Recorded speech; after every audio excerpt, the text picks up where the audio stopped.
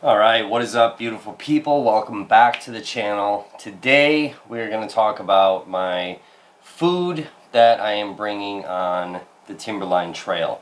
Now, normally if you guys are watching the channel, you know that I bring a lot of fresh foods out. I like to eat a little healthier on trail. However, that does add a lot of extra weight on a backpacking trip. So for this particular trip, I am bringing a lot of freeze-dried meals that are already pre-packaged.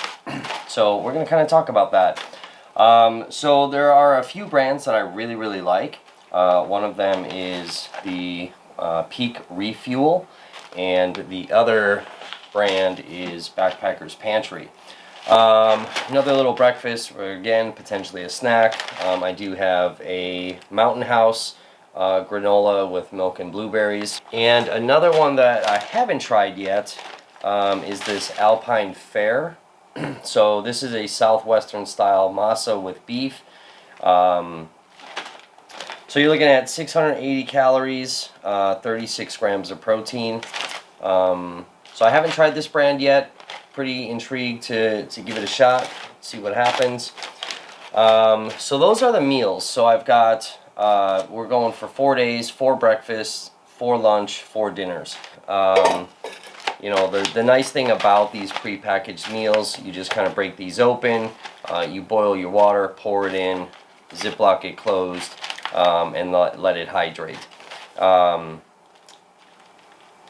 the issue, though, that I have is that they are pretty big. Backpacker's Pantry does kind of fold down pretty flat for the most part. But there are a few, like with the Peak, where this is kind of bulky. Trying to like flatten this out more, it's a little hard with how they kind of vacuum seal this, so it's super bulky.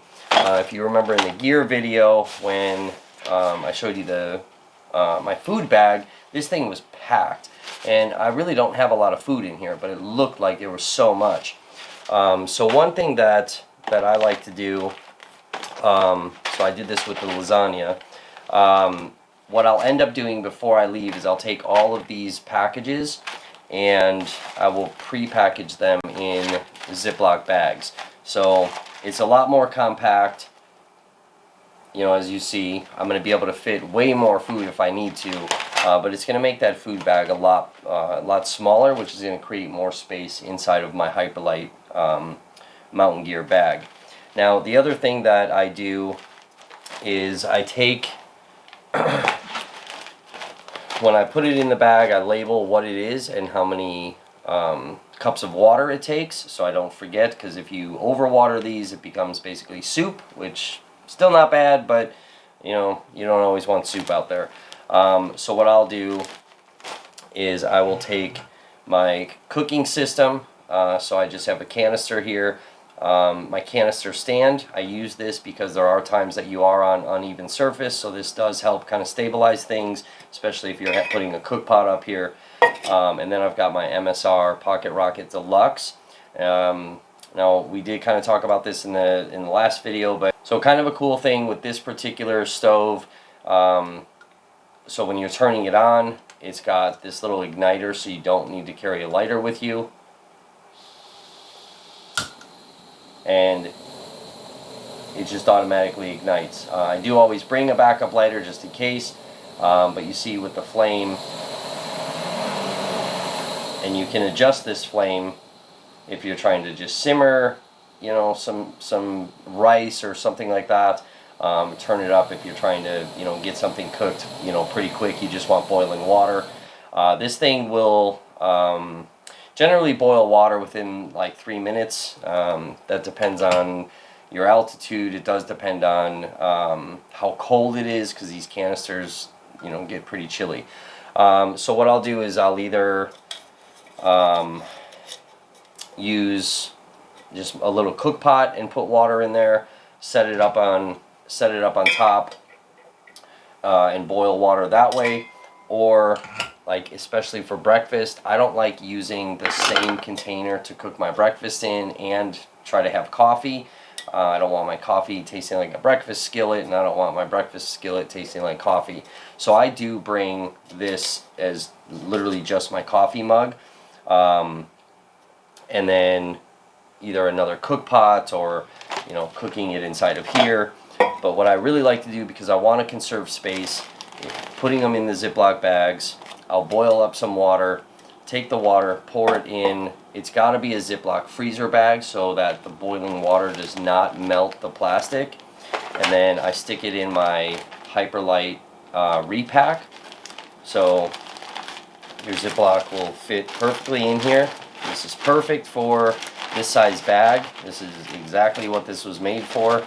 So I'll pour the water in here, seal it back up, and then close it up. This is a nice insulated little pouch by Hyperlight, and that'll keep everything kind of warm. So it does the same exact thing that this is doing, heating all that stuff up, keeping it warm, keeping it all insulated. So what I can do is I can actually cook my breakfast, stick it in here, pack up camp. By the time I'm done packing up, breakfast is ready to go. Or if I need to, I can just kind of eat this on the go.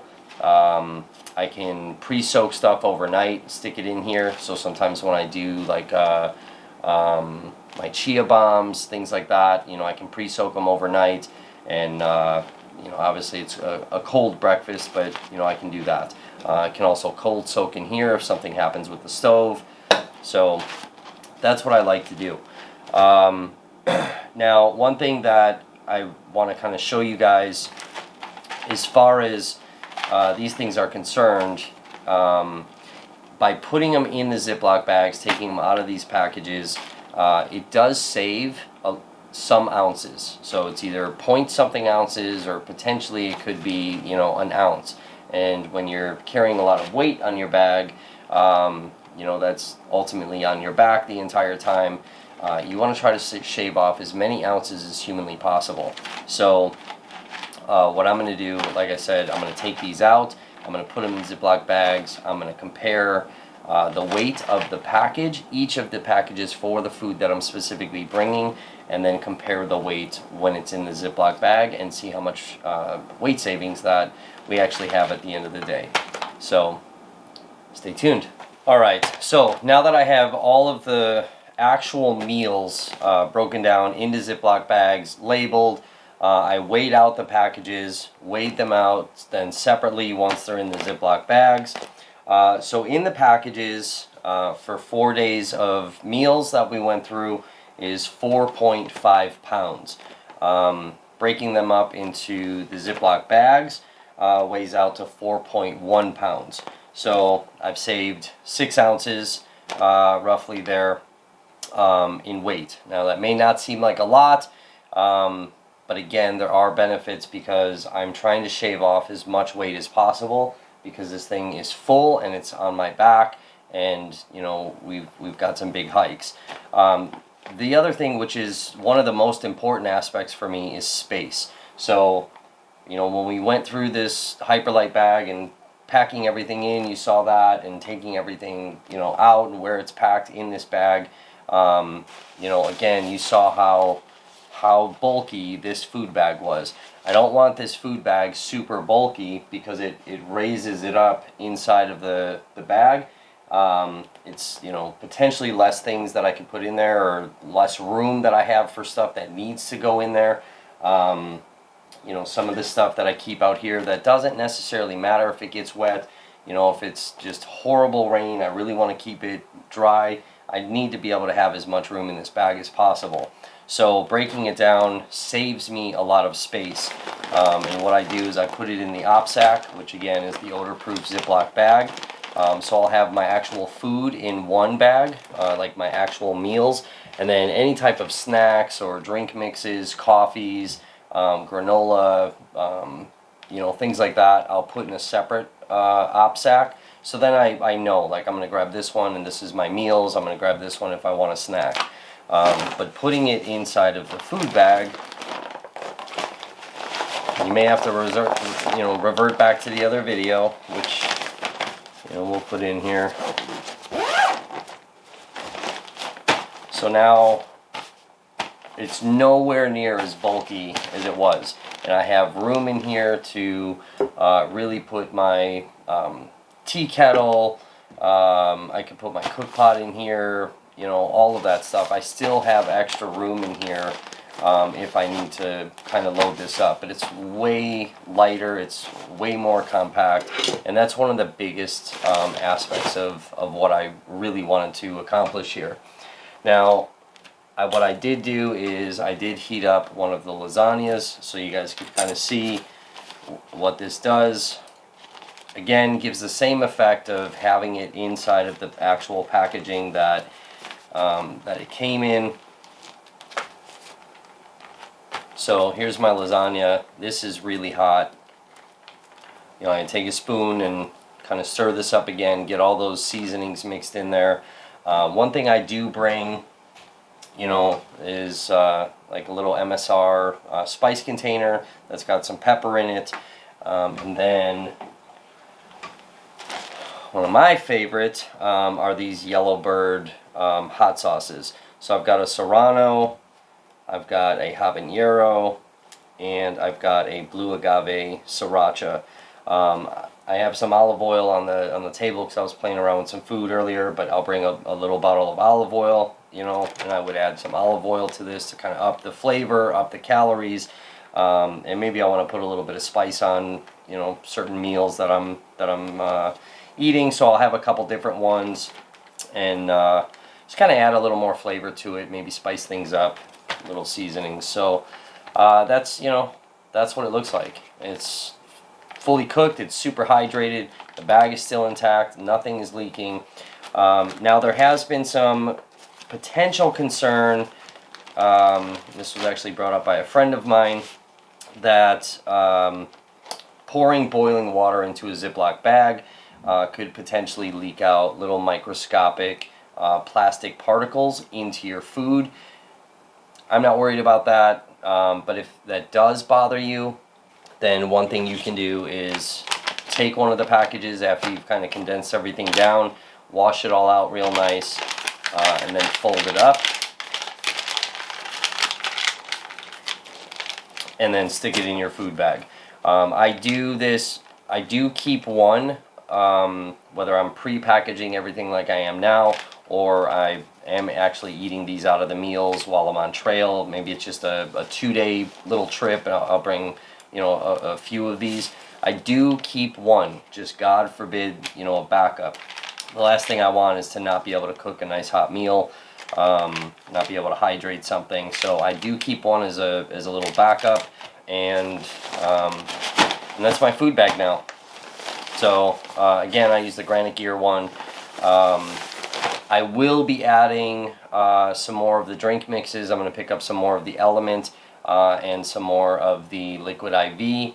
I am bringing 3 little hot chocolate packages, which again I've put into Ziploc bags. You know, the package that it comes in, it's almost like a, not paper, but it's like that. And if there's any moisture, it just gets really nasty. So I put them in Ziploc bags. You know, they can flatten down real nice. I'll put it in there. And then the other thing I'm going to pick up is a few different granola bars. So I'll probably bring the Cliff Bars, which you guys know I love. So it's either going to be the peanut butter banana or the blueberry crisp. And then there's a couple of granola bars that I found at REI when I was in California. I grabbed a couple of those. I've never tried them. I loved them. They are a little pricier, but I'll probably pick up a few of those when I get off the plane. I do have to go to REI. So also then, as far as snacks, I'll bring some Honey Stinger waffles. I'll get a couple of peanut butter packages, something to snack on, give a little boost of energy while I'm hiking if I get hungry.